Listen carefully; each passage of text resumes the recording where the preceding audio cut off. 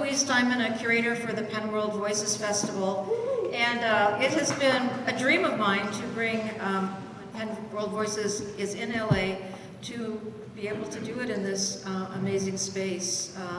And it's been just such a pleasure to work with Lauren and the Metabolic staff, so this is a dream come true. We're glad to have all of you with us at the 2026 festival for this special event, The Water Remembers, which is presented by both Metabolic Studio and Pan America. How many of you know what PEN is? Most of you, some of you? PEN is an organization whose mission is to safeguard the written word and champion the freedom to write. And this World Voices Festival, which was founded in 2005 by Salman Rushdie, has long been a fixture on the New York cultural scene, and for just the last 6 years, it's been coming to Los Angeles. We hope it will grow. The festival was created with a desire to encourage Americans to face outwards, to look out into the world, to embrace knowledge from the rest of the world, celebrating literature and writers as the ground in which the seeds of international dialogue, which we so desperately need, and communal progress can be sown. So we're a member-driven organization. Happy to tell you more about becoming a member of PEN. And I want to thank the PEN members who are here tonight, and as well our bookstore partner, Skylight Books, which is selling Amy's fantastic book, and there will be a signing after this. So I'm now especially pleased to introduce tonight's event, The Water Remembers, and welcome Amy Bowers Cordalis, Lauren Vaughn, and Emma Robbins for a conversation about this urgent work of restoring relationships between people, land, and water. Amy Bowers Cordalis is a member of the Yurok tribe, an attorney, and an environmental advocate. Her memoir, The Water Remembers, My Indigenous Family's Fight to Save a River and a Way of Life, takes readers through generations of her family's 170-year battle against government overreach on the Klamath River. And her book is a call to action, as well as a song of survival and restoration. Lauren Vaughn is the mastermind of This Place Where You Are, the artist and director of Metabolic Studios, which is an interdisciplinary art and research hub whose long-term project, Bending the River, and I probably saw some of it out there if you looked down the well, reimagines Los Angeles' relationship to its watershed. Lauren works with art, architecture, performance, photography, sound, and farming to create public, urban, and land art projects to galvanize social and political transformation. There's evidence of it all around us. And moderating the discussion tonight is Emma Robbins, a Diné activist, artist, and community organizer whose work focuses on water access and Indigenous rights. She's the director of the Navajo Water Project, part of the human rights organization Dig Deep Water, which works to create infrastructure to bring clean running water to the 1 in 3 Navajo families who live without it. She's also the founder of the fabulous Chapter House here in LA, an Indigenous cultural center. Give a hand out. Make a visit, it's in historic Filipino town. And I just wanted to end by saying that one motto of Metabolic Studios is that artists need to create on the same scale that society has the capacity to destroy. And tonight, I think we'll be witness to this ethos in words and actions of 3 extraordinary women. So thank you all for coming tonight. Thank you to our guests. And please join me in welcoming Lauren and Emma and Amy. For those of you who haven't been here before, we just put the stage up for this. It's pretty great. So I want to first do a shout out to Metabolic Studio for their amazing welcome. Wow, look at these millions of people here. This is the best conversation that you'll be in ever in LA, so I'm glad that y'all made it on a Friday night. And happy Workers' Day. Power to the people, y'all. I am so honored to be here with Waterworld royalty. When I got the email asking if I was available, I was like, fuck yeah, I'm available. So super excited. My name is Emma Robbins. She'eya Emma Robbins Yanishia. Bilagana Sontana Anishlen. Hashkan Hadzoche Bashishchin. Bilagana sont dana idashiche, ado na kaidere dashinale, nane ahasanet date nashak, tangvaland dishivan, chapter house benashnishdo benat ane nishle. I introduced myself in Navajo. I know we have at least one other Navajo here, but we introduce ourselves because we're letting people know where we come from, not just land, but also water. So I wanted to pass it along to our two amazing folks here and see if there was anything that y'all want to share or any introduction you wanted to give. Greetings, my name is Lauren. I discovered about 6 years ago that my great-grandmother was the last of 8 generations of Kabbalistic witches in Lithuania. I do not speak Lithuanian, but I did find it quite interesting that I too come from a lineage of healers that went to the water to cast spells. And what they would do is whisper to babbling brooks as a way to conjure the energy of healing and fluidity. And that it was a natural lineal skill that was passed on for generations and generations and then got broken through trauma when people had to flee Europe to come start over. And they wanted to assimilate because it was really scary to carry the memory of persecution with them. So I would just like to acknowledge that the teachers for me of learning to remember water, to like literally reconnect with water, have been my tribal friends here. So my memories of water were one of broken memories. And it's through their example and their generosity of their stories that I found my way back into knowledge of my own connection to healing and water. Wow, gorgeous.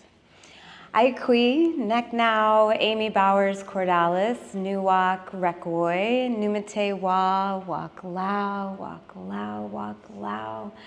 Hey guys, how y'all doing? Good, yes. We're gonna have some fun tonight, and I think if everything goes really well, we will end up dancing under the full moon next to the LA River. Yeah. Yeah? Okay, all right. Okay, very good. I just introduced myself in my tribe's language, the Yurok. We are from what I like to call northern California.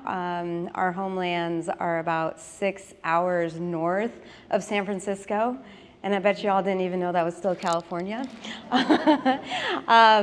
But also, similar to Navajo, we don't have clans, but we introduce ourselves by telling people where we're from, our village. So my village is Rekwoi, and that's right at the mouth of the Klamath River on the north side of the river, and my family's been there since the beginning of time. We were never relocated, we've just been there. And so every generation of my family has sought to live in balance with water, with the creatures, with the natural world. We were given instructions from the Creator to always live in balance. And there's literally language passed down that was, we would never want for anything so long as we lived in balance with the natural world, never want for anything. And for many generations, that's how it was. And those who've been to the Klamath could understand why. Who's been to the Klamath River? Anybody? Yes, I love it, good. The Klamath is historically a very abundant place. It's home to the once third largest salmon runs in the continental US. There are deer and elk and acorns. That's one of our really important foods. We ate those all the time. Also, the village I'm from is right on the ocean, and so we had seals and abalone and crab and fish and even whales. So there was just a lot of food there, and we lived in a good way for a long time. And then, of course, newcomers arrived, and the balance was disrupted, and suffering ensued. And every generation of my family has sought to restore that balance through mostly advocacy. And in my book, I write about the family's work. And it's one of the greatest honors of my life to be able to tell our story, because even just having the privilege to tell a story is a privilege, and one that many Indigenous families like mine hasn't had. And I do want to send a shout out and a thank you to Penn for your work and for hosting me tonight. Because my story, my family's story, is not one that is common, you know, or I mean, I shouldn't say it that way. It is a common Indigenous experience, but it's not commonly told. So by telling it, it's my offering to really the world to say, hey, here's this different way of living, these different values, here's this experience of this family. And then the timing was important.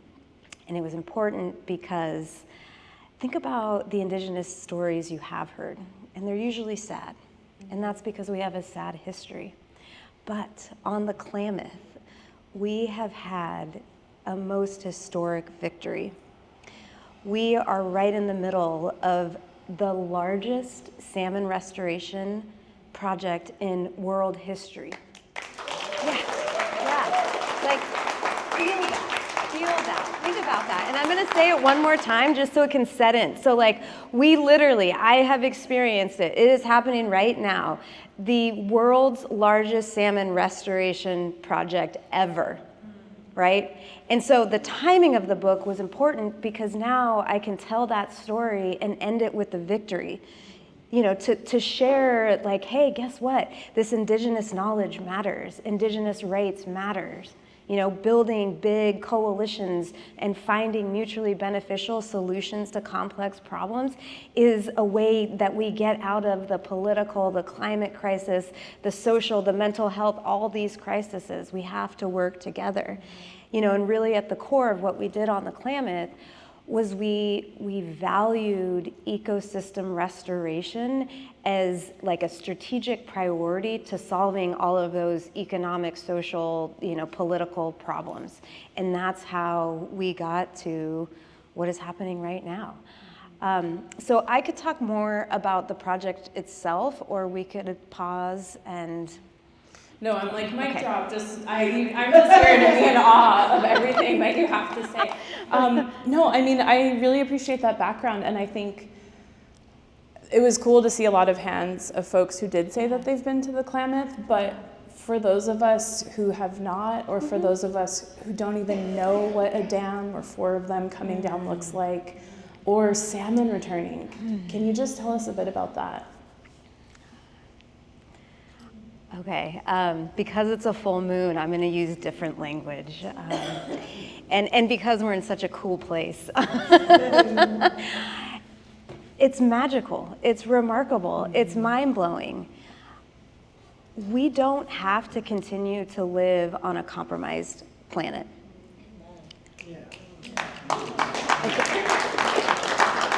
And y'all don't believe that yet. That's why you're like, maybe? We can heal nature. And I have seen it with my own eyes. There's a video playing, and it has images and clips of the dams exploding. And I do encourage you to watch those when they play. Okay, perfect timing. Here we go. So here, this was Copco 2, and this was actually an explosion for, well, that's an explosion for the top of the dam. But that one we saw before was for a tunnel that we drained the reservoirs behind it. But why this, see, yes, why this is important to see is so that you believe. You have to believe that we can change these ecosystems. You have to believe that there was something there before the river was under concrete, right? Before the dam was there. And when you can see it, then you can start working towards it. And one thing on the Klamath is the entire Klamath Basin, it's a very big basin. It has always been and remains Indian country. There are Indian nations still on that river that have been there since the beginning of time. And they had that they could see, right? They could see what the river was like before it had been dammed, before it had been developed, and that knowledge, coupled with all of the myths about how the river used to be. You know, one we like to talk about is how the salmon were so thick that you could literally cross the river on their backs. And like, think about that, right? But that was their truth. And so that's what they started working toward. And then we were able to use, you know, the tribe's sovereignty. It's really important legal rights, reserved rights that are the supreme law. To create some real strategic changes, we got some court victories, led to a settlement agreement that it was a $500 million settlement agreement that equally valued the rights of nature, indigenous peoples, and business. There were 2 tribes, 2 states, a power company owned by Warren Buffett, one of the richest men in the whole world, and several NGOs. And, you know, to kind of get back to your question, what does it feel like now? We fought so hard and for so long for that. And in that fight, there were many times where it looked like it wasn't going to happen for whatever reason. And in those darkest of moments, you know, that was when we would often return to the river and ask for its guidance. And, you know, you would get a little sign, maybe it was a bird, maybe it was a fish jumping, but you just knew you had to keep fighting. And so we kept fighting.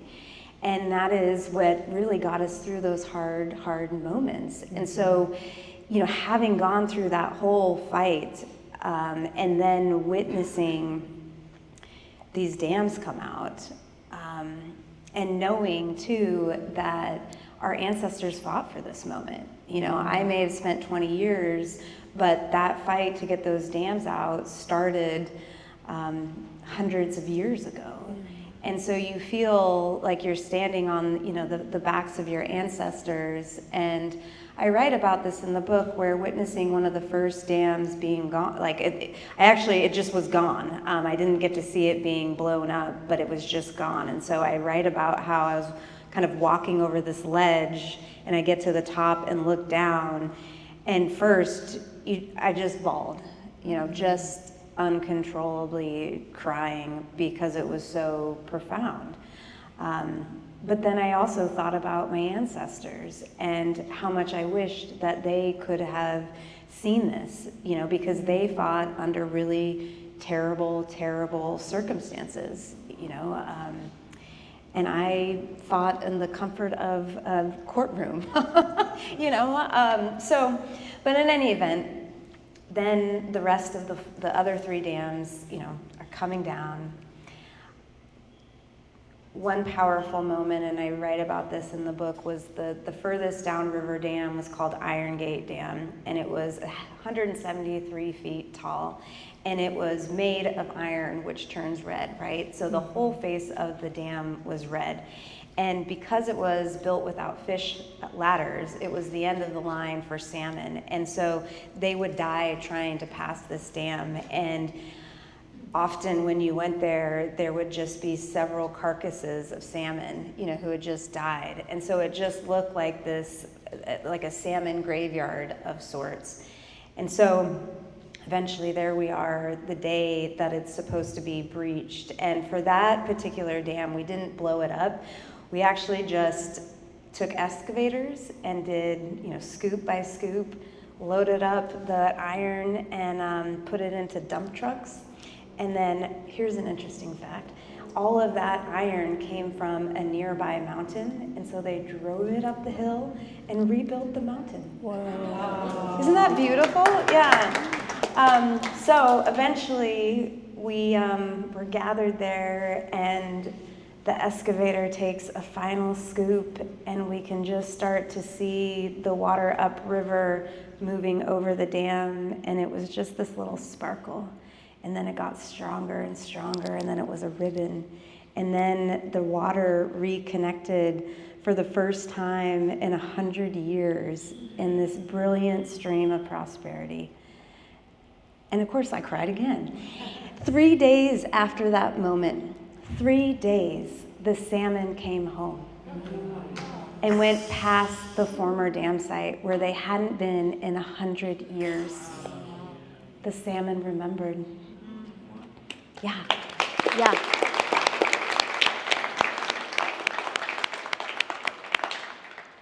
If you can see my hairy Navajo arms, the goosebumps right now. When you said the comfort of courtrooms, I was like, there's pretty bad lighting in there, so you were subjected to, no, I'm just kidding. But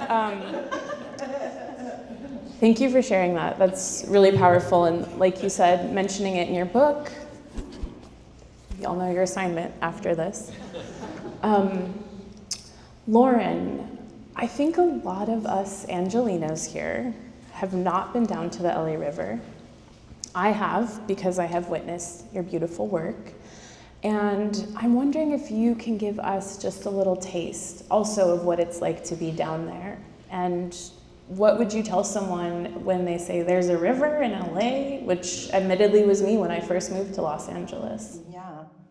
Well, I was thinking just now while Amy was telling her incredible magical realism story, how different my experience of the river was. Like, I, as soon as I learned to drive, got as fast as possible out of West LA to go to where the punk rock scene was in East LA. And of course, my car got towed. And I picked it up at 2 a.m. by the LA River. And it was so incredible to me. I had no idea that there was a river in LA, let alone that once you got your car back, you would be in the coolest place. And I looked down over the tow yard, and somebody was making a rock video in the LA River. And they had great music, so we're like, what the hell? And we drove down to the LA River, and I thought, oh my God, this is like the perfect place. There's no rules, it's completely feral and wild. There's a wild scene down here, and then I looked out in the distance and there was a coyote that was sitting there, and it looked at me, and I looked at it, and then it turned, and it leapt over a chain link fence, and it went into Griffith Park. And so I started at that minute to feel like there was many layers to this place that I had never actually thought of before. And that registered for me like every cool teenager wants to dance in a basement, that the reason this was a cool place is the basement of the city was a river that no one knew about.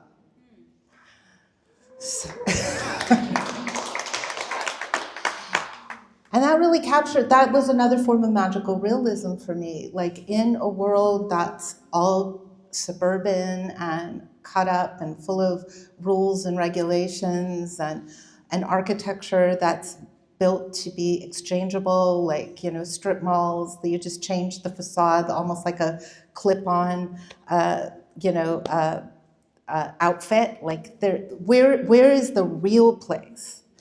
And I realized, like, the basement of the city is where all the cool people were meeting. And it was also where there was still a wilderness. And the wilderness didn't look like nature, but it was nature.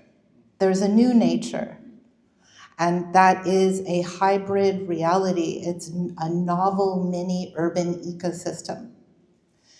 And that's what it's like to be down there still, because not a lot has changed since it was constructed in 1933 as a way to contain the wildness of what used to be here. Like, we are sitting on a place that would normally be where the wild river would flood, right here in this building. And before this building was here, it was Standard Oil. So when you think about it, one of the things that people wanted to do was tame a wild river so they could extract oil out of the ground. And why would there be oil? Because animals would go to where the wild river would regularly flood to live and die, and their bodies would become fossil fuel. So the logic of this place is its profound fertility. And like what Amy experienced, the moment that I was able to cut that first big triangle out of the LA River, which is right over there, and lift it up, I realized that I had completely the opposite new experience to my first one, where the idea that the river was the basement of the city switched, and I realized that the river was the ceiling of a vast underland. That we had literally combed and straightened 51 miles of wild river and poured concrete over the entire thing to contain the wild, unpredictable flow of what would have then been called Pa'ame Pait, which is the Tonga word for the river that would have been here. And underneath that concrete, there is pure turquoise blue water. And that was such a game changer, because I really only believed in the water on the top of the concrete, not that there was a whole logic of place. And so what had become the hardest part of the project became the best part of the project. The hardest part was that once we put our infrastructure to redirect a small part of the low flow channel of the LA River to the mother well outside, we'd cover it again with concrete. But I realized that that is perhaps our gift to future generations, because until we remember how to respect the water and love the water and see the water for what it is, we won't know how to treat her. So I like the fact that the concrete is back on there until we can grow the sensitivity to take care of it.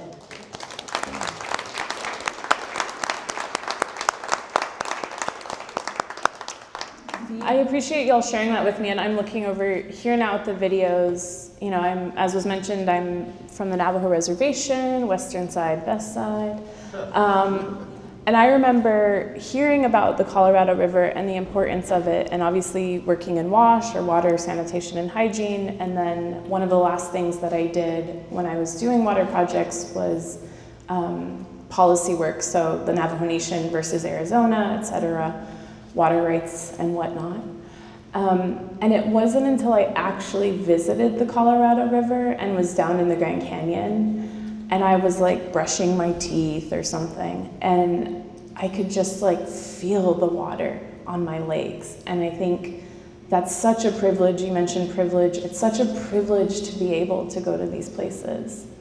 Somebody else paid for my Grand Canyon trip. I can't personally afford a $15,000 trip down there. But that's like the cost of what it is a lot of times to visit our sacred places. And it could be concrete, it could be money, it could be dams, it could be any sort of blockage. So I appreciate y'all sharing that. You know, we've talked about recent memory, and I'm interested for each of y'all what your very first memory of water is. Let's start with you, Amy. So it is, and it's hard to say because I have always been so close to the water around Rekwoi in its various forms. And so maybe what I'll say is I don't remember being like having consciousness without water.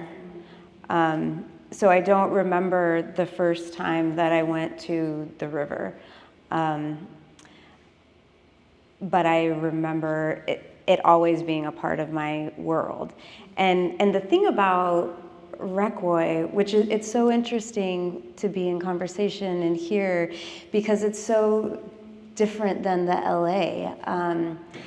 So Rekwoi is kind of sits on the hill above the estuary of the Klamath River, and the Pacific Ocean is to the west, and it is not like the ocean y'all have here. It is like wild, rough, great white sharks, massive waves, really cold water kind of ocean. But that's what we see to the west. And then also it's kind of sits in what used to be redwoods. And redwoods thrive where there is dew and mist and rain and fog kind of constantly, because that's actually their food. That's what they eat. And so Rekwoi is a place where there is water in all of its various forms. And so what I mostly remember, and this was from a very young age, is like playing by my grandma's house in the village site, and everything is very green around me, and everything is wet. But even then, it felt very abundant, right? Like this deep abundance. And with that abundance came this feeling of safety, like this was a place that was always going to care and be here for me. And so it gave me a lot of, just that sense of place and safety. Yeah. I've been trying to think while you were talking about what my first memories of water were, and I think it was the first time I saw something melt and change form and go from ice into water, that I fully realized the power of transformation and water. So I remember being a little kid in New Mexico, and going to the foothills of sacred mountains to play with snow. And I made some kind of snow creature, and I wanted to stay with it forever because I fell in love. And then at some point it melted, and I started to cry because it was like something I wanted to keep. And then I realized that the melting of the ice and the water coming out of my body were somehow connected, and that emotion of love and sadness and not being able to keep everything was like one of the first lessons for me about water, was the temporality of it, right? That unlike things or objects that you love that you can keep, you can't really keep fluidity. It's like time, it's like love, it's like emotion. It runs through you and past you, and you can just be a vehicle for its presence. Yeah. For a lot of us, it's just there. We turn on the tap, we can go to the ocean, you can see it on Instagram, I don't know. But it is like a good exercise to stop and think about. I'm from a place where there's actually not a lot of water. And so having a lot of family and friends, or growing up with my grandparents who didn't have access to clean running water in their homes, I always think of like my grandma taking a pot of like water from this big orange jug, and it's something that like unifies all of us, whatever that is, lack of running water, too much water, melting water, snow, whatever. I think it's something that's really good to think about. I'm really interested for both of you. So some people, Lauren, let's start with you. They might ask, okay, an artist, community organizer, working in water, working with the river, how do these things tie together? Well, I mean, the first change that's happened in the LA River since it was constructed in 1933 is the plumbing that Metabolic Studio put under the LA River to move it from its course out to sea to the studio, and the federal government said thumbs up to it as an artwork. So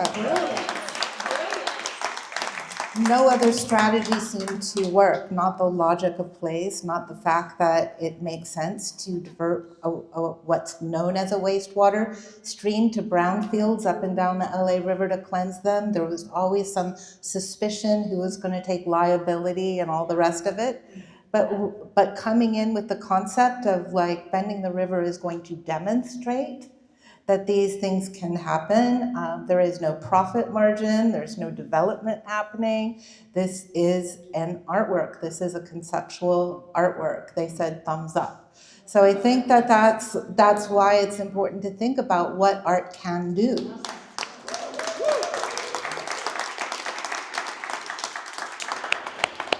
In my experience, art has that ability to make us reevaluate our perceptions and values and ideas.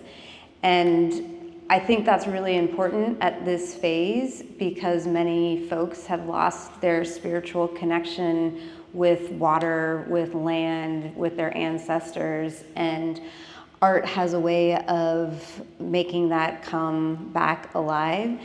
Why that's important for advocacy, I'll use the Undam the Klamath movement. In 2002, on the Yurok Reservation, we experienced the largest salmon kill in US history. About 70,000 adult salmon died on the Klamath River.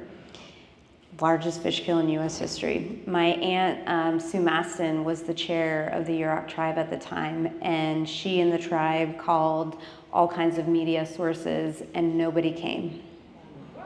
Yeah, nobody came. And so there we were, and the tribe, I was working for Tribal Fisheries that summer, and the tribe is doing its best to document everything. We're out there trying to count the dead salmon. It looks like a war zone.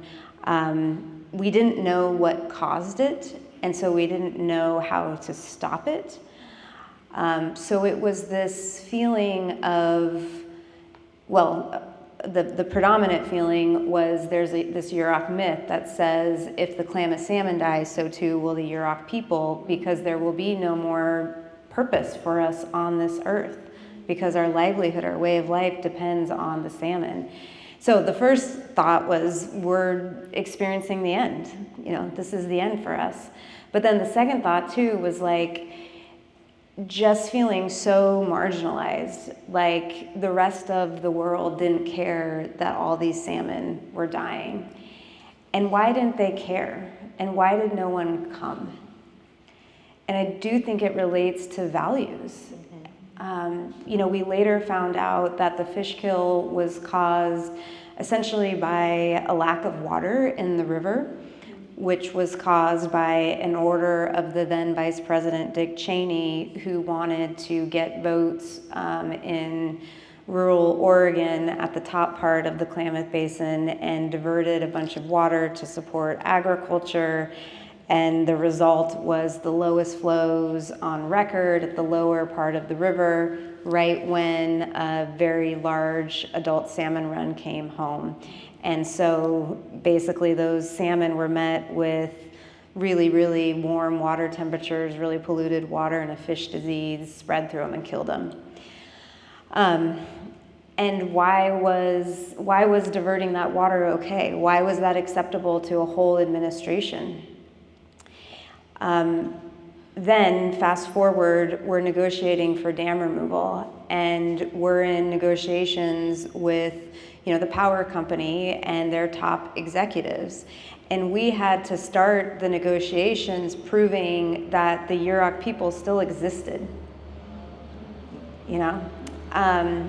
And so I think if you're looking at the relationship between advocacy, environmentalism, even justice in all its various forms, had we as the American people, uplifted Indigenous stories, if we taught about true Indigenous history in our schools, if we were more visible, and I think we've made, strides toward that, but this was 20 years ago, perhaps we wouldn't have had to start at such a low bar in proving that we still existed. You can only imagine that once we proved we existed, and then we told them that we had these really strong, powerful, federally reserved rights that was going to require them to remove the dams and pay $250 million. You can only imagine how they were like, what the heck? But the point is that I think art plays a really important role in helping us to get out of our own current sort of thinking and neurological pathways, and so we ought to be thinking about it as sort of together, so that we can get out of our own biases and see things in a different way from a different perspective. And I think that's how you then get to a more just, a more equitable distribution of resources and everything else. Yeah. No, I love that. And I think as Indigenous people, we don't separate ourselves so hard from that, where it's like, that's art, that's, this, that's that. So I think that's a really important point. And, similar to that, how you talked about, the rest of the world not caring or people not coming to it. You wrote something that hit me really hard in your book. Well, I mean, the whole book, but one thing that really stuck with me was, I'll read it here. U.S. law, which promises equality, was turned against us. We were policed not for what we did, but for who we were. I call this what it is, the criminalization of culture and the weaponization of law. It is a form of racialized state violence, where the machinery of justice is bent to mark certain peoples as threats simply for practicing their ways, defending their lands, or refusing to disappear. Can you talk about what it's like to be a Yurok lawyer working in a system that the federal government has put in place that a lot of times has worked against us? And what is that like navigating that? If my 10-year-old son wasn't here, Keen, he's right here, I would use a 4-letter word. But,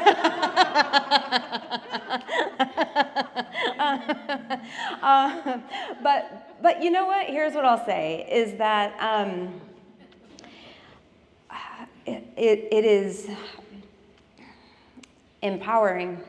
It is straight up empowering to be able to be a lawyer and represent my own nation. And and I feel really blessed that to have had the honor and privilege of representing my nation for almost 14 years now, which, being a tribal member and representing your own nation is not an easy thing to do. So, but it is extremely empowering, but also it goes back to the role of my family in our community. Every generation has picked up the fight, and we are now at a place where we have the support to be able to send one of our own to law school, whereas before we didn't, and we fought in different ways. For example, and I write a lot about this, is my great uncle Ray. He was our absolute freedom fighter and a total just river warrior. He never learned to read or write, but he was a hardcore freedom fighter. He fished and he knew our river better than probably anyone of his generation. And he was arrested 19 times by the state of California just for fishing on the Yurok reservation where his ancestors did. 19 times. So that's where that quote, or that, those words come from, was from reflecting on his experience. He was fishing on the Yurok reservation.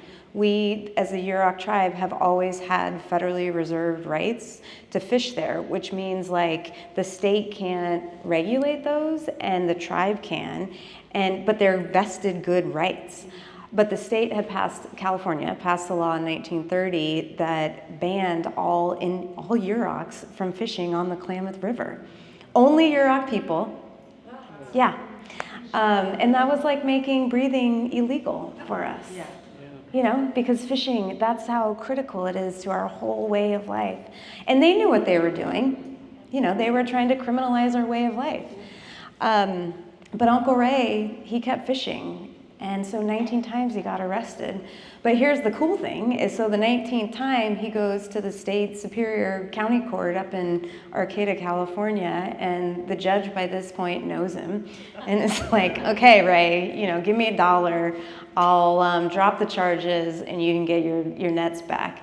And Uncle Ray, pounds the table and says, I have Indian rights and I'm gonna prove it. And that was 1969.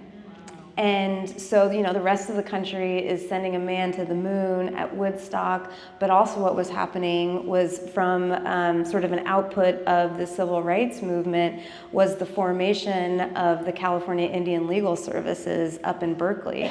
And so the family connected with them, and finally we had lawyers, and he pushed his case all the way to the Supreme Court. And there the court held that the Yurok reservation was still Indian country, and we had our fishing rights, our inherent sovereignty, and the state had no business regulating our fishing. So, yeah. And so then, coming back, like I'm going through law school and I'm learning about these cases, and I had heard about them growing up, but in law school, I'm learning them in the context of the law and the precedent. And then getting to actually assert those rights. And what was really powerful is Uncle Ray's case, it's called Matz versus Arnett. That was really the legal foundation for the argument that the tribal rights demanded dam removal because the dams were blocking the fish from passing, which was harming the fishery. And the salmon runs were about 3 to 5% of their historical size because of all of this. So clearly that was harming our fishing rights. And so the empowering part was, being able to assert these really powerful rights that my family had helped establish. So, yeah. Thank you.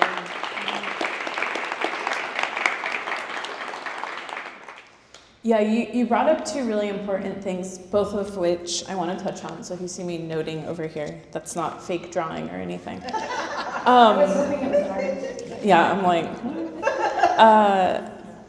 no, I think it's something like when we talk about, you mentioned an elder, intergenerational. The three of us are mothers and caregivers. We work with youth in different capacities. So I'm wondering, how do we have these conversations with complex issues and kids and really just anyone? You mentioned that your 10-year-old son is here, and it's, yeah. What's up, Keen? I mean, that's what I love about Natives is we're like, the kids have to be involved. And I know other people of other backgrounds feel the same way, but I think, how do we start with that? And Lauren, you having 2 kids yourself, what has worked when you've been talking about complex issues with our water, with our earth, politics, art, whatever it may be? Yeah. Great question. Well, first of all, I wanted to draw attention to these little creatures here. These are made not by my kids, but by middle schoolers at Anahuac, Marcos Aguilar's here tonight. And in many traditional cultures, children are guardians of the well. So what's worked for me in thinking about reconnecting and remembering broken epistemological connections that lie almost deep in the very core of being human is our relation. We all have a relationship with water. We all came from a mother's body. We all lived in water before we came out of water. It's fundamental to, I think, all humans and also many animals, most animals. But what really has worked for me is to see the light go on in young people's eyes when their hands are touching clay, And the prompt is, let's make guardians of the well. Let's take care of this precious thing. Let's make, using clay, which is water and, you know, the living material of everything that has decayed in the ground. So all of this is made out of clay that has been dug out of the ground here on this site. And what Marcos and the teachers at Anahuaco Mecac were encouraging the children to do was to play with the concept of being a guardian of the water. And so what I learned from that is that that very achievable, tangible, touch-based practice of creating likeness is a way back home. So maybe that's true for artists as a way to reconnect, but sometimes touch can do things that language can't, especially when the meaning behind language has been lost. Beautiful. For me, there's a few layers to that. The first is that, so I was general counsel for the Yurok tribe for some time, and then in 2020, I was pregnant with my third baby, and it was COVID, and the river was also very sick, and there was mass infections of the baby salmon in the river, which was awful for so many reasons, but also the dam removal agreement was on the rocks, and so I started talking with the Yurok Council about changing my role with the tribe to just focus on the river, and that resulted in co-founding the Ridges to Riffles Indigenous Conservation Group with, and I co-founded it with this awesome Karuk woman who was a leader of the grassroots effort for dam removal. But the idea there is we wanted to move money and power and organize in different ways to get a different outcome. My dad has this saying, and it is, you can't keep putting your hand in the mousetrap over and over again and expect a different outcome. Right? I love this. And I think it just highlights this point so well. Like, we can't keep just sort of doing things the same way, managing the same way, you know, all doing things the same way and expect different outcomes. So applying that to the river, you know, we co-founded this nonprofit, and one of the core values there is that tribal sovereignty starts at home. And, you know, so if I was going to be this lawyer, if we were going to be advocates, you know, advocating for our culture, we also have to make sure that we are raising our babies in good ways so that they are healthy humans to then live out and enjoy this culture that we've worked so hard to protect. And so, you know, that is very much a value. And what I would say from that is I think in facilitating these conversations with the youth, there's a personal responsibility to try to make sure you as an adult are in balance, right?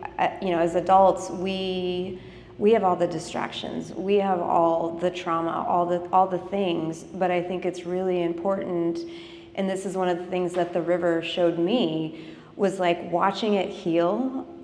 I had this profound moment of, if my ancient relative, this beautiful, powerful river can heal, I owe it to the Creator to also heal and to live well, you know? Yeah, and it means saying no to, you know, other positions or whatever that don't align with that value of balance. And so being at Ridges to Riffles has allowed me to, you know, not, and of course no one's perfect, and so sometimes things are rugged, but it has gotten me more into balance. And so I think that's important, because then you can approach your kids or whoever you're working with from a much more grounded place. But then the second thing too is out at Yurok, and we're lucky in the sense that we're still on our river. And so teaching the kids is about having them on the river and experiencing it. That's how I was raised, is we would just go to the river and you would fish, you would play, you would just play in the dirt, whatever it is. And through that, especially during fishing season, there's all kinds of families that are on the river. And so people would come to your camp and sit around the fire and tell fish stories. And that is literally the source of this book.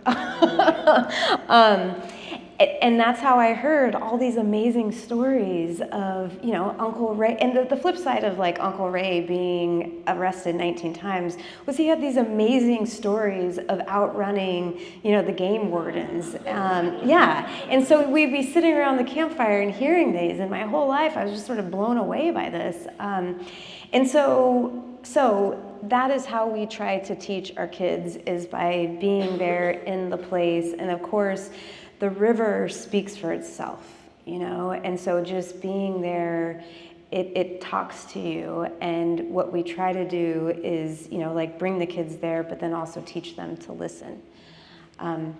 But also, I took that ideology and tried to write the book that way as best I could. And in the intro, I say, this is my invitation to all my readers to come to the river, sit by the campfire, and I'll tell you all these stories.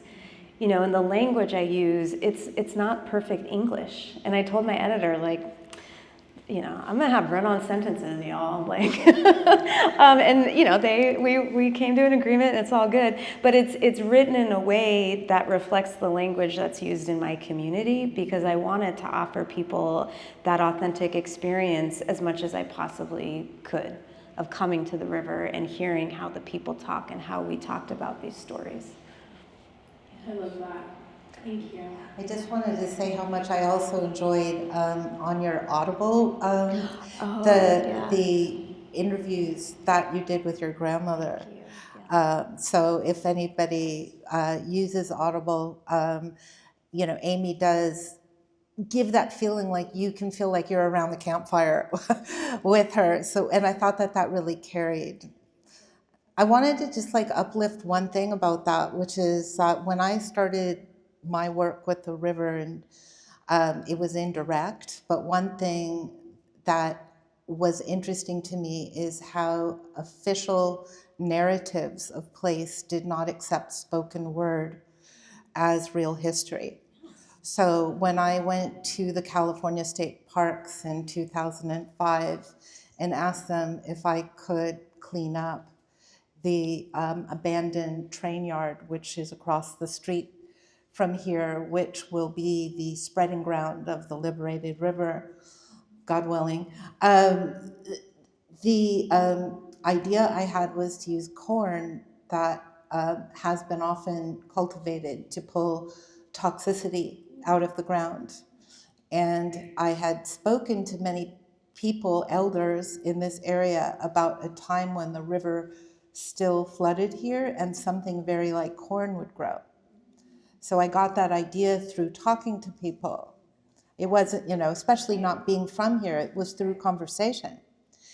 And so when I went to the state park, I said, could we grow a cornfield here? And they said, well, we like the idea of you cleaning up the train yard, but we can't call it a cornfield because there's no historic proof that anything like corn was ever grown there. And I said, well, here's the audio files. And I played them, the tribal elders talking about corn. And they said, well, if it's not written, it's not history. So the importance of listening to your elders and writing a book is not only that you were able to be present and be trustable, but now it is actually, not only is it history because of the law of precedent, but it's history because you put their stories into print.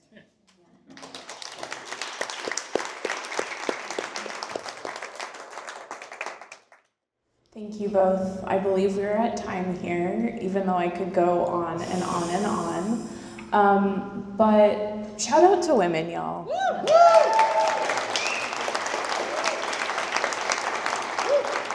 doing the dang thing all the time, but especially shout out to Native women, all right? Like, I see you in the audience. I see you. Yeah. Well, thank you. I believe we have a few minutes for questions, right? Yep. There's something that resonated a lot, that was your story about when the shamans were dying, and the idea that that made the people believe that it was a time of doom. And I think the idea of doom resonates with a lot of us these days. So I would love to hear from you guys how to overcome that feeling, and also maybe connected with the idea of creativity. So how we imagine, how we create when we are faced with that too. If you have any thoughts about that. Yes, good question. So we all feel the doom. Like, we'll just sit with that and accept that. It's there, it's present. In 2002, when the fish were dying, and I mean, for me, I had an interesting experience with that, because witnessing the salmon die, I was on a boat looking at it all, and I had this moment where I felt like my great-grandmother really moved through me. She had passed by then, but that she kind of moved through me and told me, like, you need to go fight. And so I never had the moment to feel the doom, because I had my instructions to go and fight. And my next thought after she told me that was, I'm going to go to law school. And so I guess I would just really encourage all of you that whatever is in your heart, you go and do. We spend a lot of time making excuses, or on Netflix, or scrolling, or whatever it is. But I think that doom can create feelings inside of us that if we can sort of do some work with that, you could then change it. It's like you were talking about, we can follow the lead of water and transform it into energy that helps us find our purpose, your purpose, right? And then go out and do it. Because I do think that, you know, you don't have to believe in a particular God or anything, but each one of you is very special and here for a reason, and you have a purpose. And if you sort of allow yourself to connect with, I think, your own internal self and listen to yourself, you can find that purpose. And then when you go do it, and it can be small, you know, one little step every day toward whatever you are interested in, even if you don't know your purpose, like what's your interest? And I think that's how we start creating that change, right? And it's almost like I think it's about accountability too, to our ancestors, to show up and to sort of pull ourselves out of this moment. And I do want to say,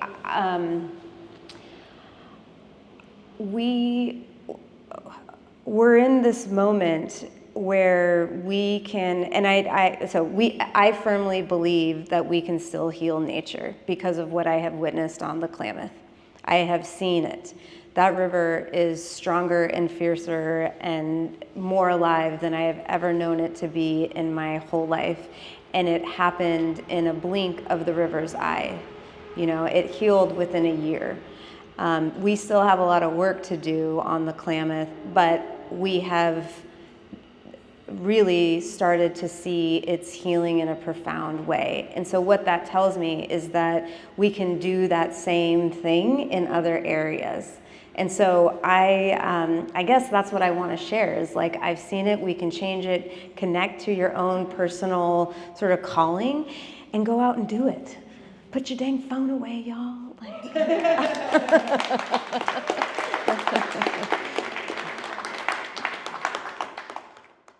Thank you so much for this incredible, magical evening. I'm so appreciative. When you were talking about the moment when it appeared to look like a salmon graveyard, and clearly something like that is a disturbing sight and a call to action.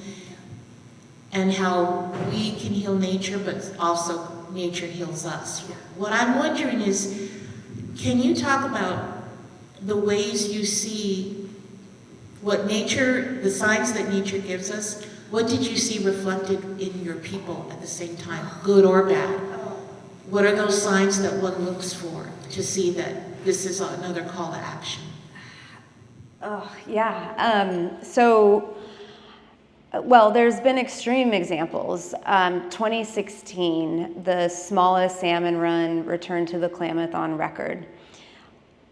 About 2 months later, the Yurok Tribal Council declared a suicide emergency because there was a string of suicides of, kids on the reservation from the ages of like 15 to 28. And they did not see a future without salmon. So that health of the river is so directly tied to the health of the people. That's an extreme example, but of course it's, sexual abuse, drugs and alcohol, all of that, which is also, remnants of colonization and everything that happened with that. And so I think it's, Indigenous peoples feel that so closely because we are, especially on the Klamath, we've never been removed. And so we've maintained that deep relationship, and everything is about the health of the river. And we know what it used to be like when it was healthy. And so it hurts us, even if we've never seen it in our lifetime, we still know the river is hurting, and it hurts us to see that. So until that river is fully healed, we will carry that. But I think, and what I also noticed in working with our allies on Klamath Dam removal, because it took thousands of people working in big and small ways to get to Klamath Dam removal, thousands of champions. There wasn't one champion. I have a story that I tell, but there are thousands of champions who worked very hard. And they were so motivated that I also believe that every single one of us have that ancestral knowledge in our bones about what it was like to live on a healthy planet. And we are all hurting because of the state of our planet and our environment. And so that's that climate anxiety, right? That's the mental health issues. We're all crying to go back home. We're all crying to go back to a clean home. Yeah. And we all deserve that. Yeah. I had a question just about replicable this is for other tribes, other nations. I know about the Dine and the Black Mesa fight, and I imagine that there are other Native people that would want to take advantage of some of the lessons that you've learned. Yeah, the Klamath model is scalable across the globe, and I think it's a great model for leveraging Indigenous rights, but it's also just a good business model. And let me tell you more about what happened. So in the mid-2000s, the license to operate the Klamath dams expired, and that created a legal proceeding to relicense those. And in that proceeding, we used the tribes' rights, modern environmental laws, power laws to argue that the dams had to come out. And we won on almost every count. And that led to, thanks. That led to an order that would have required the power company to install fish ladders in order to continue to operate the dams. Then there was an economic analysis done, and it revealed that it was cheaper to remove the dams than it was to install the fish ladders. So all of a sudden we had a common interest with the power company because it was cheaper to remove the dams, and that's what led to the settlement agreement. And then in the settlement agreement, we laid out the process for dam removal, how it was going to be done, who was going to pay for it, and truly we landed on an agreement that equally valued nature by removing the dams, and there's restoration work happening on thousands of acres through 2028. So that's the nature part, but then of course the Indigenous rights part is that then we can have lively, cultures into the future, and then the business was it was cheaper. So that is a model that you could replicate around the globe, and it's based in nature-based solutions to problems like you're experiencing here, right? Like, how do we get the 51 miles of concrete out of the river? How do we restore these floodplains? And a lot of it is looking at like essentially just restoring the gosh darn floodplain to what it was before.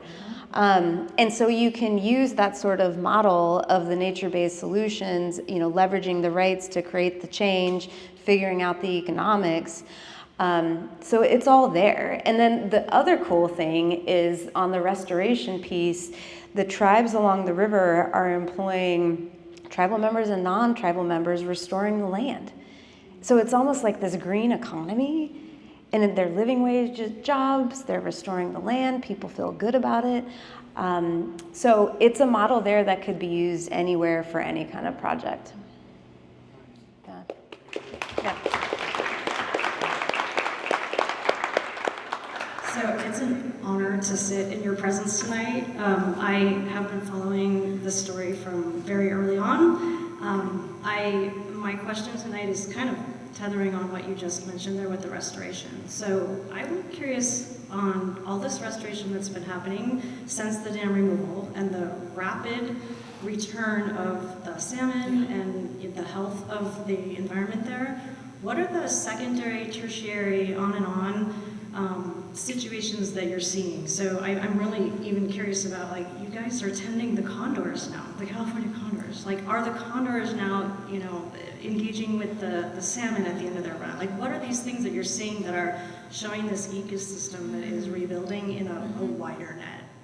I love that. From the Yurok worldview, our religion is we call it renew the world. So every 2 years, we do what are world renewal ceremonies, and we dance to restore the balance, right, and give thanks for that. And when we talk about the balance, each creature has its own role, including the humans, right? And so when a species goes away, like the condor for a while, then their role isn't performed, and then the balance is disrupted. And then everything kind of cascades from that. And so a piece of the condor reintroduction, the Yurok tribe with other partners reintroduced condors up in Northern California, and they're doing great. So by restoring those, one of their roles for us is that they're the bird that flies the highest in the sky, and so they carry our prayers up to the Creator. So now those prayers can go back up to the Creator, which is really powerful. But then the other piece of what you were asking about is within the restoration. So within the former hydroelectric project area, there were 4 dams, and there was about 2,000 acres of reservoirs behind the dams.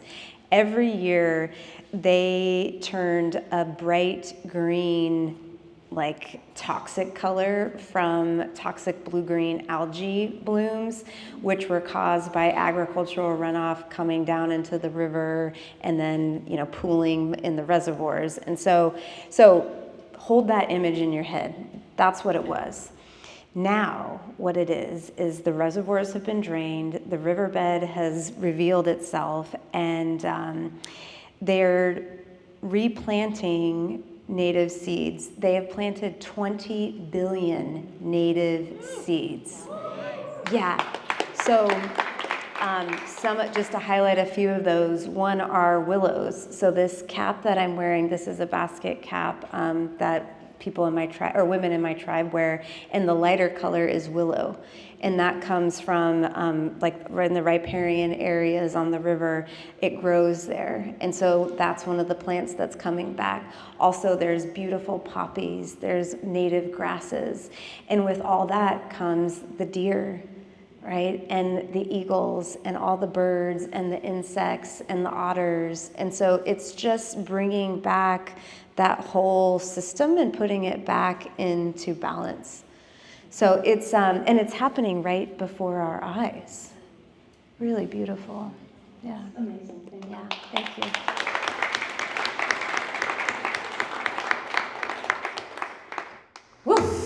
literal mic drop now.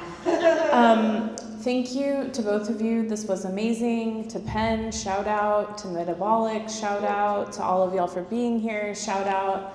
Thank you so much. Amy will be here, right? Over here? Signing books.